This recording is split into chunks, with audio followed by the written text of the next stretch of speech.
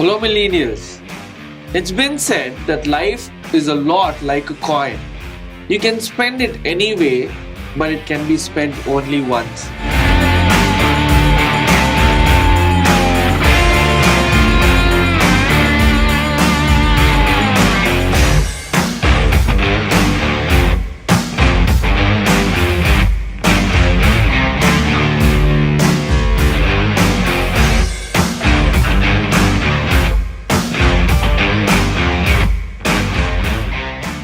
So today we have with us in the studio Brother Alan, who has known the value of life. That value of life does not come from within, but it comes from a person who is Jesus Christ. Thank you for being with us in the studio, brother. Thank you, sir. To begin with, how was your upbringing, brother? My upbringing, basically, I born in a town. It's called Kottagudam.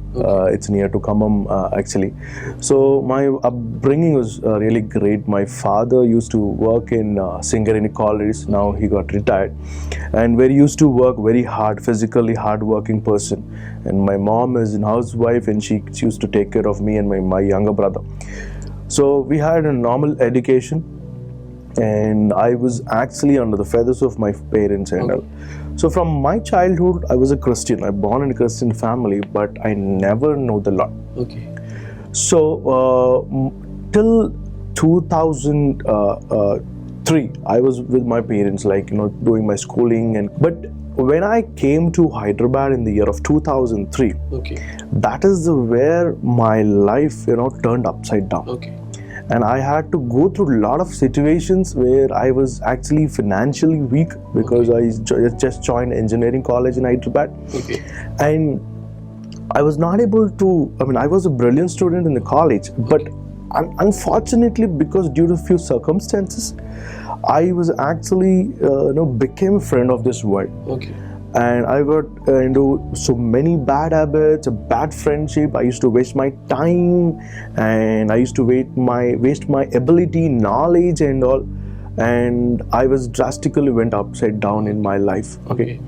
But my upbringing from my parents, my family, it was very great. Yeah. So as you move forward in life, since when did you start making your own choices independently? Yeah.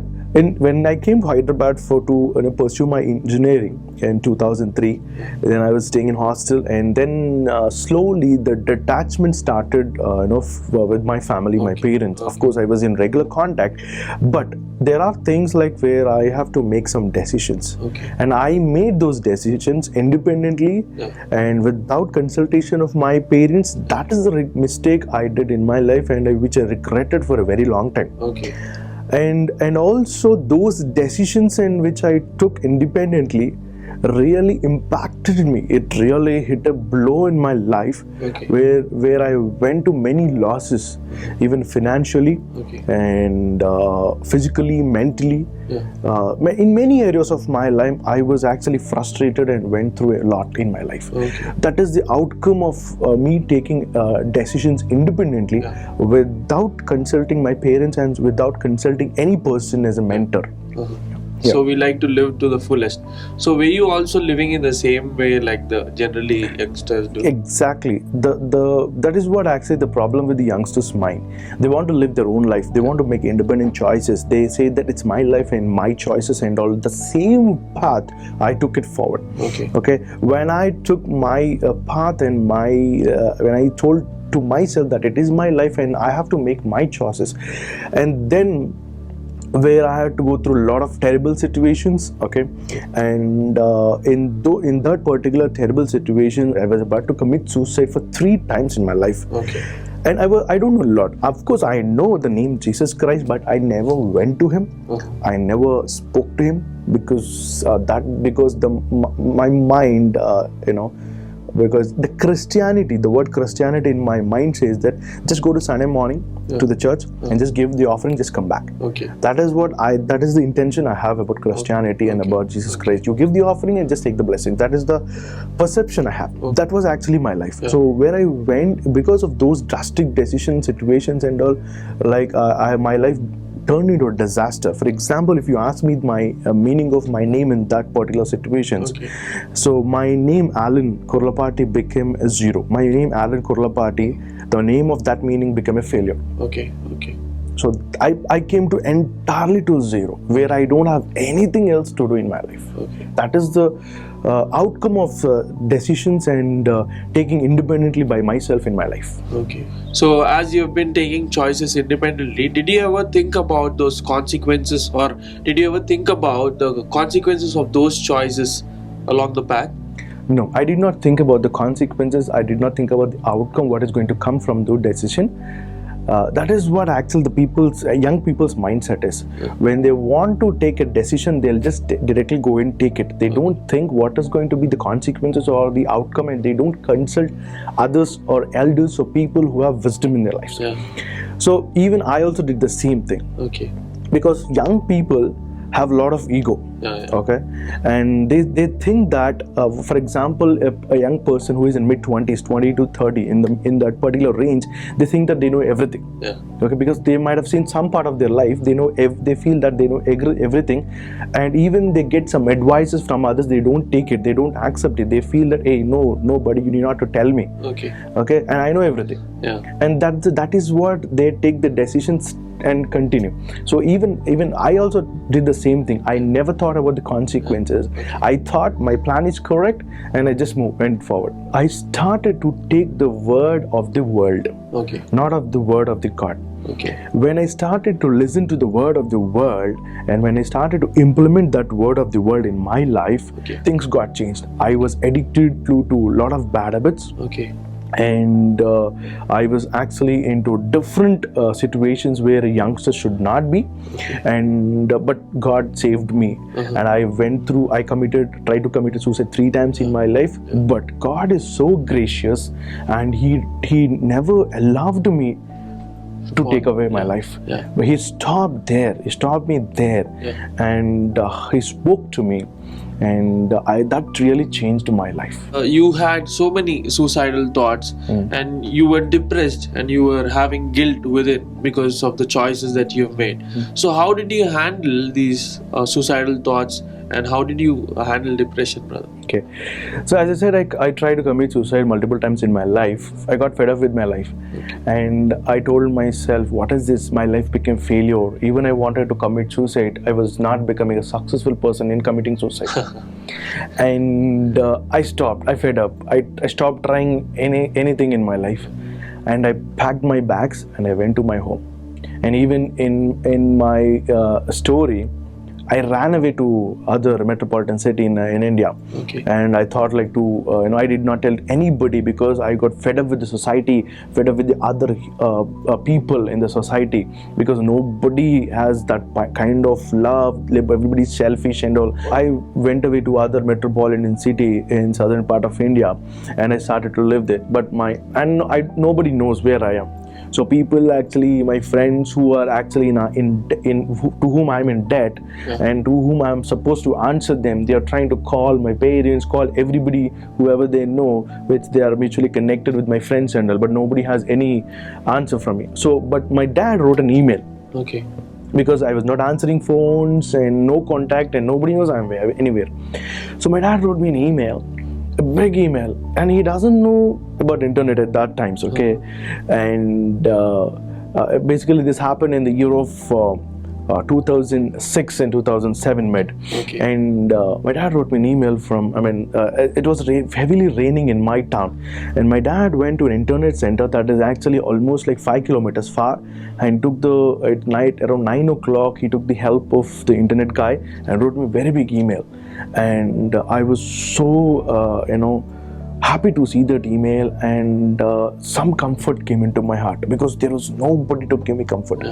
So I rang up my dad, and my dad literally cried like a small 5-year-old baby. Okay. And he told me, Alan, whatever you did in your life, just forget it. Just come home. Nothing will come to you, and I will stand in front of you. Even if anything comes to you, okay, I will stand in front of you, and that particular thing should cross me and then reach you. Okay. So I assure you that I give you the protection. Just come home.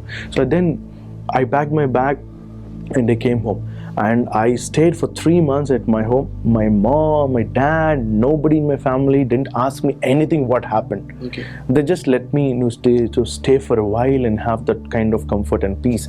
And my mom and my dad showed me a lot of love and all. And then I really got surprised. Oh my God, really I missed my parents' love. It's parents' love. That is the moment where I tasted my parents' love. One day, after 3 months of staying at home, I used to not to talk to anybody, not to do anything, just eat, sit, and sleep. And one day I went to my mom. I asked Mom, do you think I'm a failure? Do you think I can't do anything in my life? I was a bright student. It's not like I'm a low percentile student, but I'm a good graduate and good person. Do you think that I'm a failure? My mom said, just pray. That particular statement shattered my thoughts, and I don't know what to do. Okay. Because I've did a lot of things in my life, in the past life. Yeah. And I went through a lot of terrible situations. And right now, when I came to my mom, because I've experienced many things, when I talk to my mom says, Alan, pray. Okay, I told to myself, I tried many things in my life. Yeah. Okay, I just have this last activity. Why don't I try that? I went into my room, just closed my doors, and I knelt down and I prayed like this. Jesus, I'm praying to you right now. I don't know how to pray, but let me tell you what I have in my heart. Yeah. I'm so sorry that I did not turn up to you till now, but right now I'm coming to you. Of course, I'm coming to you in a very selfish thought, because nothing is there in my life right now. All doors were closed, and I want to talk to you right now. Can you help me? Thank you, Jesus. That is what I prayed. Okay. The moment I got from the prayer, I really felt peace. Okay. I don't know how did it come into my heart, but I feel so relaxed. Okay. And I have an habit from my childhood. Okay. Whenever I go to school, me and my brother, we used to go to the calendar and read that particular day verse. So I went to the calendar and I read Matthew 21:22. Okay. It says, if you believe, you will receive whatever you ask in prayer. Okay. I really got shocked. Oh, this is a very simple statement. It's very simple meaning. It says, if you believe whatever you ask, and you will receive in prayer. I got very shocked and I went again to prayer. I'm asking, please change my life. Okay. I told, again I'm coming to you because I don't have any door open till now. So help me. So then that particular verse changed my life. That is where I got to know about Jesus, and I started slowly praying. And before coming to Jesus, I made decisions independently. Okay. But after coming to Jesus, I am making decisions dependently on Jesus Christ. Okay, that's nice. I went to Bombay Okay. in the church where Thomas Pastor, he's my spiritual mentor today, and he's preaching. The January 2nd, 2007. I went into the church. I stepped into the church. The moment I stepped into the church, Pastor was preaching Matthew 21:22. Okay. I was so amazed. I literally cried and I gave my life to Lord. Okay. There was a woman who was very poor, living in the outskirts of Rio de Janeiro, a city in Brazil. Her greatest fear was about her beautiful daughter.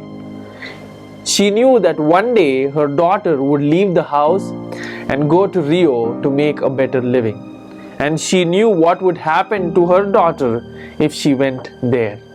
One day she came back home and she saw that her daughter was gone. She read a note on the table which said, I am going to Rio to find a life. The mother knew what would happen. She took all the money that she had. She bought a ticket to Rio. She traveled there and she went into a little photo booth. She spent all the money that she had making pictures of herself. And then she went into every restaurant, every movie theater, every discotheque, and all the places wherever she could go, she went there. And wherever she went, she left a picture of her face. Finally, she ran out of money and she went home. One night, her daughter was coming down the stairs of a hotel she was with a man, she had become a prostitute. She realized how she had aged and what had become of her. But suddenly she looked at her reflection in the mirror and she felt like dying. But something caught her eyes. It was a picture of her mother. She grabbed it and she looked at it and she couldn't believe it. She flipped it around and there were the words which said, "I don't care what you have become and I don't care what you have done. Please come home." God gives us the same call. I don't care what you have become. I don't care what you have done. My son has paid it all on the cross. Now come home. God calls us to turn from our sins, to repent of our sins, and to come to Him. And those who come to Him, He will not cast out. My friends, here is the message today. The same God who transformed Brother Allen's life has transformed my life, and He can even transform your life. No matter what you do, no matter what you have become, there is no greater pit that Christ cannot reach in. Come to Lord Jesus Christ, and He is the hope of our life. And when we come to Him, we don't remain the same, but we should be in the process of sanctification, and our lives should be transformed.